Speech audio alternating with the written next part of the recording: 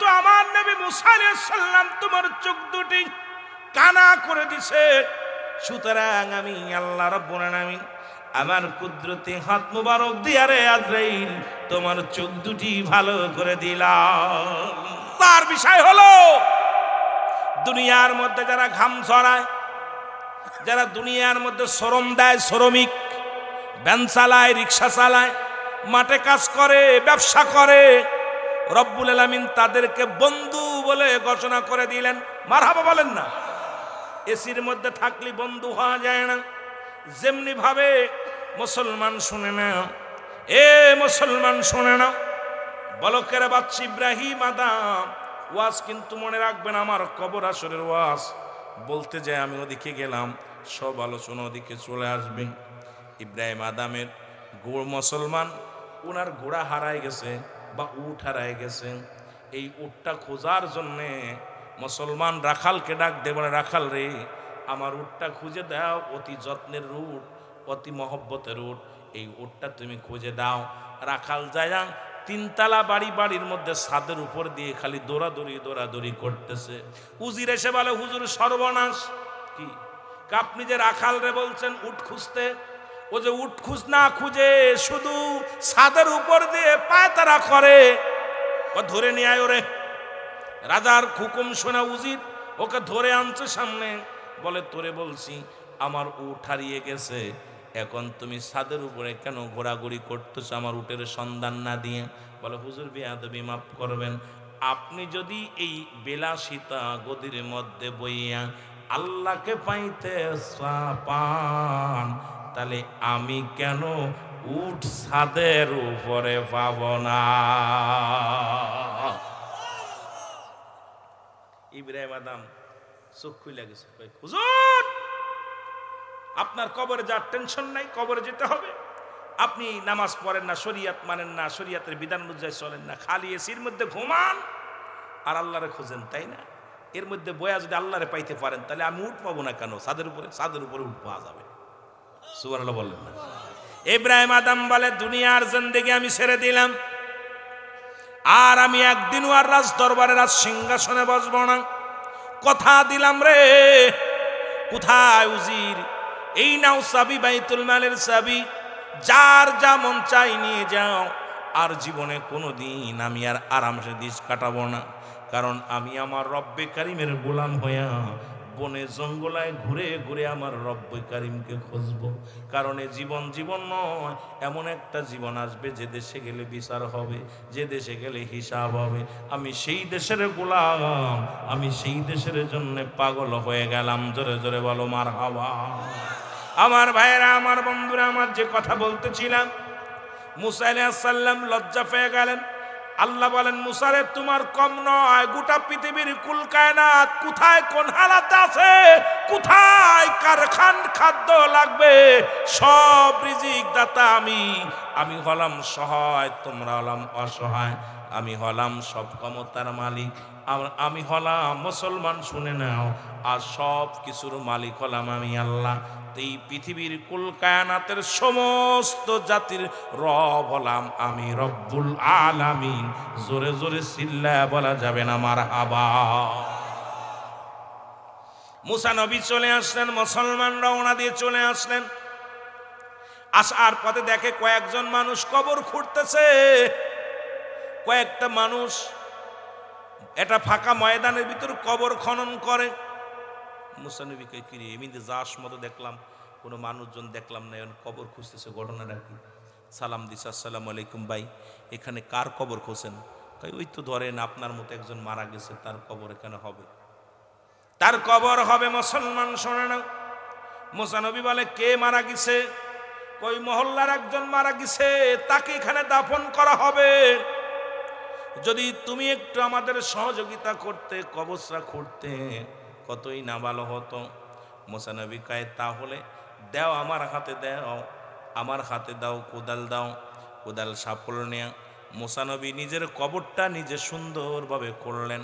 ও মুসলমান শুনে না, কবরটা যখন খনন করা হয়ে গেল, চমৎকার কবরের পাশে দাঁড়ায় ডাক দে বলে কবর রে তোর ভিতরে কে থাকবে রে? তোর ভিতরে জীবনের শেষ ভরসা এইটা মাত্র একটা ঠিকানা, কবরে। এই দুনিয়ার জিন্দেগি ছেড়ে এমন একটা জায়গা যেতে হবে রে, কবর। এই কবরের পাশে দাঁড়াইয়া মুসা নবী চোখের পানিগুলো ছেড়ে দিছে, ডাক দেবার আল্লাহ, যেখানে কোনো বাতি নাই, যেখানে কোনো সাথী নাই, যেখানে কোনো বন্ধু নাই, এই ঘরে প্রত্যেকটা মানুষের যেতে হবে রে আমার আল্লাহ।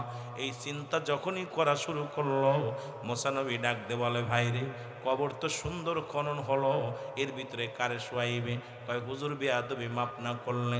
বেয়াদবি মাপ করেন, যদি বেয়াদবি মনে না করেন তাহলে এই কবরের ভিতরে একটু শুয়ে দেখেন, যে লোকটা এই কবরে শুইবে তার মাপটা আপনার মাপে মাপ। যে লোকটা ঘুমাবে কবরে ঠিক আপনার মতো, দেখতে শুনতে উঁচু লম্বা, সবকিছু আপনার মতো।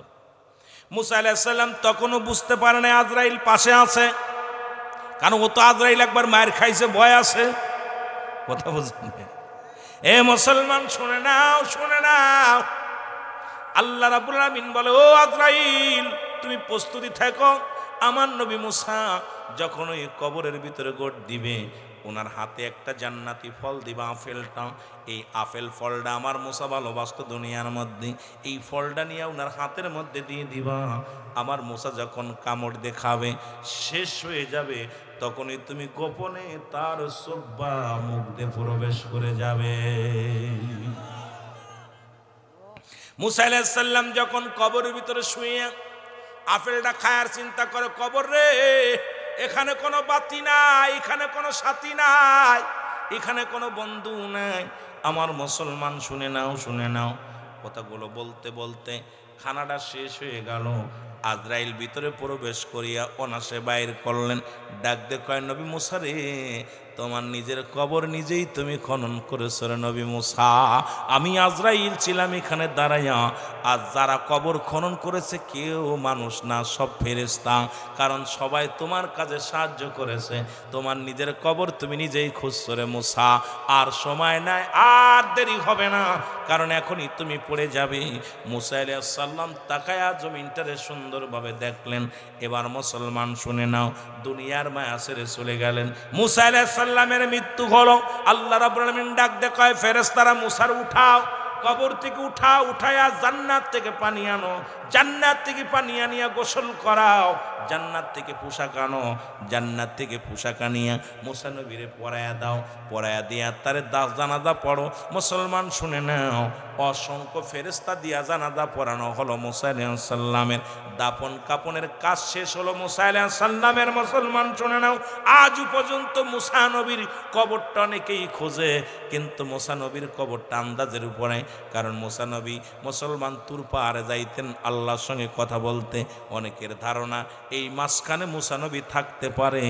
একটা আন্দাজের পর বিশাল বড় একটা এরিয়া নিয়ে জায়গাটা ভালো করে পাকা করে রাখছে, ঠিকানা দিয়ে রাখছে, এই জায়গা মুসা নবীর কবরটা হবে। কিন্তু আজও পর্যন্ত নির্দিষ্টভাবে কোনো ব্যক্তি বলতে পারে না মুসা নবীর কবরটা কোন জায়গা। এটার কবরটা দিয়েছে আল্লাহর ফেরেশতারা, কবর খনন করেছে মুসা নবী নিজেই। জোরে জোরে বলো মারহাবা। এই মুসা নবীর মৃত্যুবরণ করা লাগছে, জোরে বলো আল্লাহু আকবার। আদম আলাইহিস সালামের মৃত্যুবরণ করা লাগছে। এক একজন নবীদের মৃত্যুর কথা বলতে গেলে অনেক লম্বা আলোচনা হয়ে যাবে। যে কথা বলতেছিলাম, দিলের কান্ডা লাগা, শুনে নাও। যখন আজরাইল আলাইহিস সালাম আপনার সব জায়গা থেকে ফিরে যখন চলে যাবে ইমানদারের কাছ থেকে, ইমানদারকে বলবে, আল্লাহ বলবে, ও আজরাইল, ওই সভাপতি সাহেবের জানটা কখন নেওয়ার কথা ছিল, পীর সাহেবের জানটা কখন নেওয়ার কথা ছিল? বলবে, আল্লাহ 10টা 1 মিনিটে। বাজে কত? কয় 1.5 মিনিট। খবরদার, খবরদার, যেহেতু তোমার টাইম পার হয়ে গেছে, আর ওর সঙ্গে জোরাজোরি করো না, তুমি চলে আসো। ইমানদারের পার কত? এবার আল্লাহ রাব্বুল আলামিন ডাক দিয়ে বলবেন, তুমি জান্নাতে যাও। জান্নাতে যাও, 7টা জাহান্নাম ডান বাম হাতের মধ্যে, 8টা জান্নাত ডান হাতের তালুর মধ্যে নিয়ে যাও, সুন্দর করে সেবে আমার বান্দারে দেখাও। আমার বান্দা ওই জান্নাতগুলো সুন্দর বিবরণ দেখায় দাও। হাকা যা এত নিয়ামত, এত পরিমাণ নিয়ামত, এই নিয়ামতের কথা তুমি বর্ণনা করবা আমার জান্নাতি মানুষের। আজরাইল যখন রওনা হবে আমার আল্লাহ কয় দাঁড়াও, আমার বান্দা তো জান্নাতের আশায় আমল করে নাই, আমার বান্দা তো জান্নাতের আশায় ইবাদত বন্দেগী করে নাই, রাত জেগে জেগে আলোচনা শুনে নাই, এই বান্দাগুলো একমাত্র আমার পাগল। তুমি জান্নাতের উপরে লিখে দাও আল্লাহু আকবার, আর মাঝখানে লিখে দাও লা ইলাহা ইল্লাল্লাহু মুহাম্মাদুর রাসূলুল্লাহ। জোরে জোরে চিল্লায়া বলেন সাল্লাল্লাহু আলাইহি ওয়াসাল্লাম। বান্দা যখন এইবার আজরাইল যখন নিয়ে আসবেন, বান্দা ঝুঁকে যাবে জাহান্নামের দিকে, আল্লাহ বলবে ঠেকা। যদি আমার বান্দা জাহান্নামের দিকে ঝোঁকে, জাহান্নামের আগুনগুলো হারাম করে দিব আমি আল্লাহ। মারহাবা বলো, আর একটু জোরে বলো মারহাবা। জাহান্নামের আগুনগুলো হারাম করে দিব। দেখাও জান্নাত, বলবে আজরাইল আমার জান্নাতের লোভ দেখাও। আমি আমার খোদাকে দেখি, যেদিন সাক্ষী দিয়েছিলাম আশহাদু আল্লা ইলাহা ইল্লাল্লাহু আহদাহু লা শারীকা লাহু ওয়া আশহাদু আন্না মুহাম্মাদান আবদুহু ওয়া রাসূলুহু। সেদিন আমি সাক্ষী দিয়েছিলাম, আল্লাহকে দেখেছিলাম না, দেখি না, কারণ আমি আমার রব্বি করিমকে এত ভালোবাসি, আমার রসুলকে আমি ভালোবাসি। সুতরাং শুনে রাখো, শুনে রাখো পৃথিবীর মানুষেরা, শুনে রাখো, আমি জান্নাতের আশায় ইবাদত বন্দেগী করি নাই, আমি রব্বি করিমকে ভালোবেসে ইবাদত বন্দেগী করেছি। রব্বি করিমকে পাওয়ার জন্য আমি ইবাদত বন্দেগী করেছি, আমি আমার নবীরে ভালোবেসে আমি ইবাদত বন্দেগী করেছি। তখন সঙ্গে সঙ্গে কালেমা পড়বে লা ইলাহা ইল্লাল্লাহু। দেখবেন ইমানদার কি করে, মুসলমান ইমানদার ডান দিকে তাকায়, সর্বপ্রথম তাকায় উপর দিকে। মরণের সময় দেখবেন ইমানদারের মরণের সময় খেয়াল করবেন,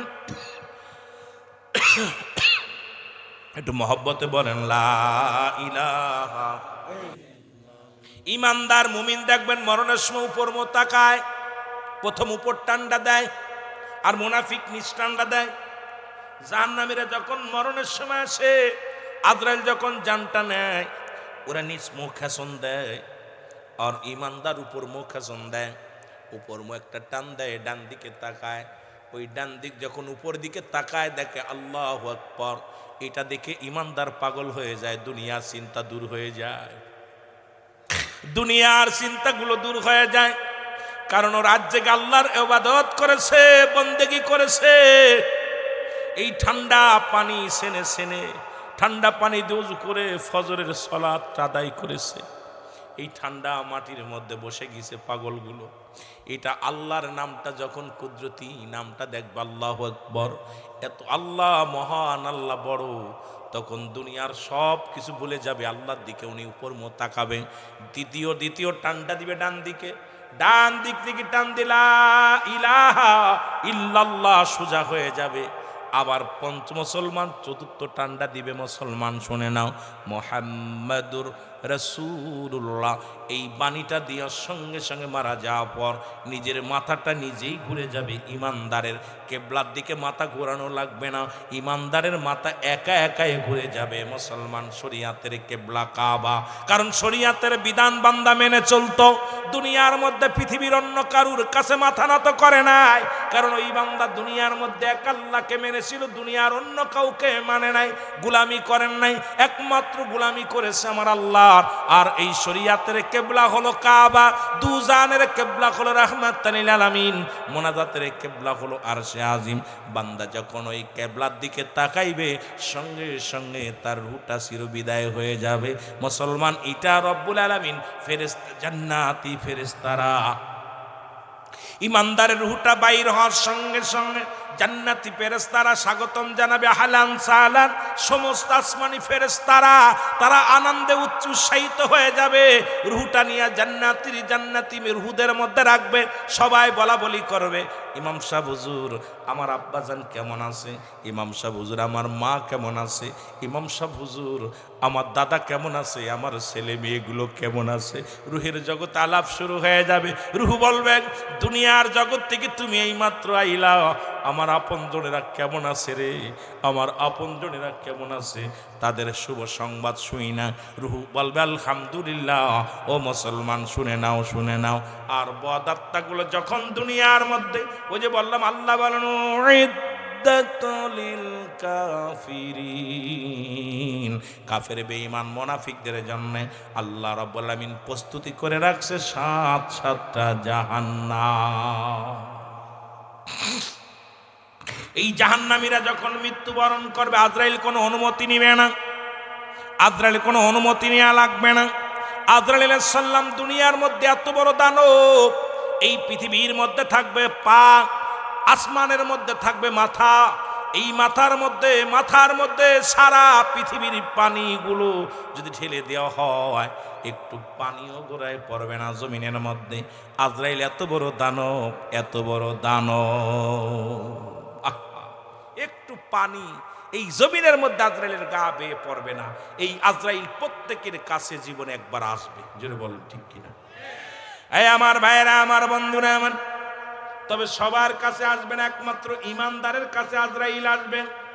মুনাফিকদের উপর থেকে এমন একটা খেসুনি দিব, এ মুসলমান শোনে না, এই 32 পাটি দাঁত বাইর করিয়া আজরাইল আলাইহিস সালাম যখন চোখ দুটি বড় করে তাকাইবে, যখন সে হাক মারবে, হাতটা দিয়ে হাক মারবে, পৃথিবীর মানুষগুলো একমাত্র মুমিন মুত্তাকিনের জান কবজ করার জন্য আজরাইল সশরীরে জমিনের মধ্যে আগমন করে।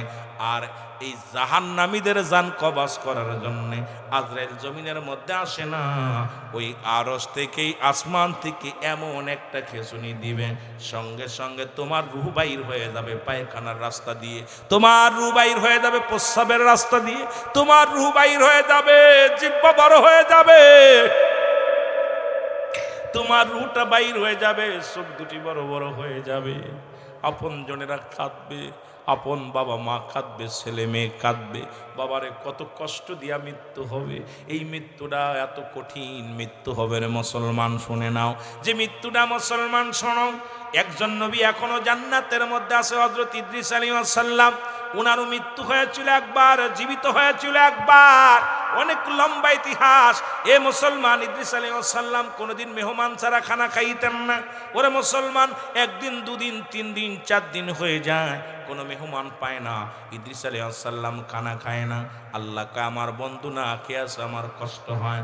আজরাইলকে পাঠায়, জিবরিলকে পাঠায়, তারা দিল, যাও তুমি মানুষের সুরত ধরো, মানুষের সুরত দইরা তুমি যাও, ওর সঙ্গে দোস্ত পাতাও। এরপরে বন্ধুতায় পাতাইলেন। এরপরে আজরাইলের মুসলমান তার জান্ডা বাইর করলেন, আবার তার জিন্দা করলেন। জিন্দা করার পর জান্নাত জাহান্নাম দেখাইলেন। এবার রব্বি কারিম ডাকতে বলে, ইদ্রিস তুমি তো জান্নাত পেয়ে বড় খুশি। বলে আমার রব্বি কারিম, এই জান্নাতের নিয়ামতগুলো পেয়ে আমি অত্যন্ত খুশি হয়েছি। আমার আল্লাহ বলে, ইদ্রিস আলাইহিস সালাম রে, আমার জান্নাতের নিয়ামতগুলো কত সুন্দর, তাকায় দেখো। বলে রব্বি কারিম, আমি জান্নাত পেয়েছি, খুশি হয়েছি, তবে তোমার আজরাইল বুঝি আমার সঙ্গে ভালো ব্যবহার করে নাই।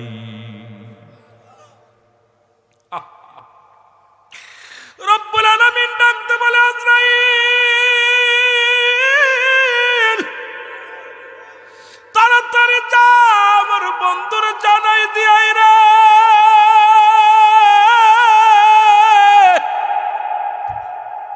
তার রূহটা তুই কেমনে বাইর করেছিস রে, তাড়াতাড়ি যা। আজরাইল আলাইহিস সালাম দা, আসসালামু আলাইকুম নবী গো। ওয়ালাইকুম আসসালাম। আজরাইল রে, আগে বলো আমার রূহটা তুমি কেমনে বাইর করেছো? বলো হুজুর, আপনার রূহটা মায়ের বুকে দুধ খাইতে খাইতে সন্তান যেমনি ঘুমায়া যায়, তেমনি আপনার রূহটা বাইর করেছি। শুধু আপনার মাথার উপরে হাতটা রেখেছিলাম, আমি তো কোনো কষ্ট আপনাকে দেই নাই। ইদ্রিস আলাইহিস সালাম ডাকতে বলে, আজরাইল এই মৃত্যু যদি এত কঠিন হয়, তালি কঠিন মৃত্যুটা কত কঠিন। আমার মরণা শিবে কখন কেউ তো জানি না। আমার এই আমি চলে যাব, আমায় তোমরা বইলা যাইও না। আমি চলে যাব, আমায় তোমরা না। আমার মরণ শিবে কখন কেউ তো জানি না। বলো মরণ। টাকা পয়সা দালান কোটাও যাহা করেছি, সব কিছু ফেলাইয়া আজি একাই চলেছি রে। আমি সব কিছু ফেলাইয়া আজি। আমি যাবার বেলায় ভেবে দেখি আমার কেহ নাই। আমি যাবার কালে ভেবে দেখি কেহ নাই। আমার মরণ শিবে কখন কেউ তো জানি না। আমার মরণ এই পৃথিবী চিরদিনই থাকার জায়গা নয়। অন্ধকার কবর যে তোমার আসল ঠিকানা রে মানুষ।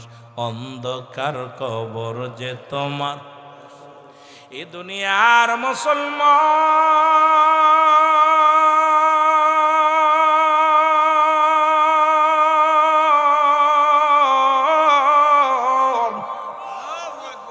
এই পৃথিবীর যার জন্য তুমি এত দুনিয়ার মধ্যে এত অন্যায় করলা গো, একবার তুমি চিন্তা করে দেখো। দুনিয়ার যুবকেরা, বল্লার জমিনের যুবকেরা শোনো,